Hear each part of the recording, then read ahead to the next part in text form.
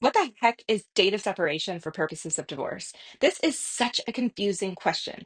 And the reason is because there are three separate answers depending on where you live. So, as an example, in states like North Carolina, a handful of states, you actually have to be separated from your spouse before you can even file for divorce. Now, North Carolina's laws are super extreme because you actually have to live separate and apart for that full year before you can file for divorce.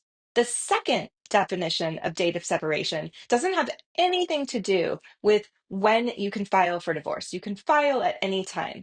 However, and this is primarily for community property states, date of separation occurs when you not only share your intent to divorce, but there's also action. Maybe you stop living in the same bedroom. Maybe you stop showing up as a couple to various events, but it's very clear that one or both of you no longer intend to be married. And why that's important in those states is that once you have that date of separation, anything that you earn or any debt that you accrue for the most part after date of separation is yours and yours alone.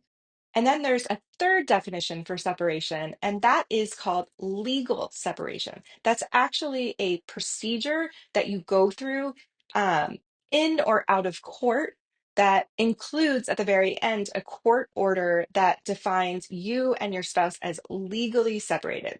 It's usually accompanied with an agreement or a court order on things like your parenting schedule, whether or not there will be child or spousal support, and if there's spousal support, how much and how long, and property and debt division. Understand if you go the legal separation route and you ultimately want to be divorced, it's a whole different procedure that you need to complete.